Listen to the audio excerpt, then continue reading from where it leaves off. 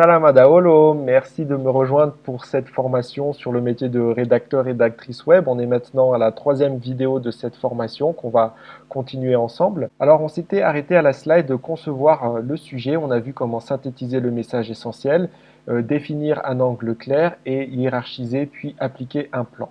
Nous allons donc continuer maintenant avec l'importance du titre. L'impact de votre titre H1 est majeur. Alors pourquoi H1? En fait, H1 c'est une balise HTML qui s'écrit comme ceci. Vous pouvez mettre une majuscule ou une minuscule, d'ailleurs ça change rien. On y reviendra juste après. Je continue avec le titre H1. Le titre du coup principal doit provoquer la décision de lire l'article. Il est aussi important parce que votre titre H1 est celui qui est indexé sur les moteurs de recherche et Google. Et enfin, le titre est partagé sur les réseaux sociaux. Très important aussi, votre titre doit contenir le ou les mots-clés pour justement être plus performant en termes de référencement et remplir du coup les objectifs SEO de votre client. D'ailleurs, concernant le SEO, j'ai une infographie ici à vous proposer qui est de Mounir Digital. Je n'ai pas pu retrouver le lien original, mais je vous ai mis l'infographie en lien sur la présentation. Vous pourriez y accéder facilement. Donc, vous avez ici tout ce qui est métadonnées. Cela comprend en fait le titre métadonnées donc, qui va être affiché lors des recherches Google. Vous avez aussi l'URL qui doit contenir le mot-clé. D'ailleurs, le titre également doit contenir le mot-clé.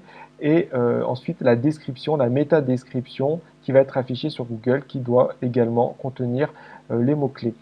Toutes ces métadonnées-là peuvent faire l'objet d'une demande de votre client.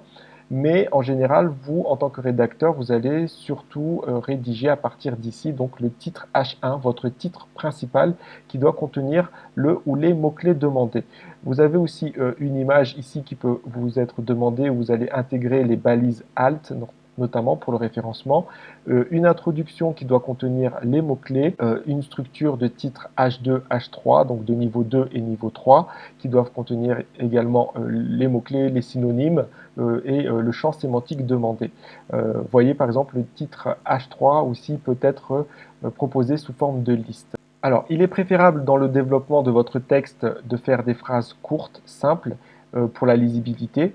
Vous pouvez aussi être amené à mettre du maillage interne, c'est-à-dire des liens qui renvoient vers du contenu interne au site ou des liens externes qui vont faire office de référence ou d'autorité. Ensuite, vous avez d'autres petits conseils ici qui portent notamment sur le contenu qui doit être riche et long, avec un minimum de mots de 600 mots. En général, un bon article est autour des 800-850 mots. Et puis, vous avez d'autres petits conseils qui relèvent plus de l'ordre du développement que de la rédaction. Mais effectivement, la vitesse du site est très importante. Le fait qu'il soit responsive et mobile friendly également. Alors, qu'est-ce qu'un bon titre? Qu'est-ce qu'un titre de qualité? Eh bien, c'est un titre qui se veut informatif, donc qui doit faire passer le message essentiel.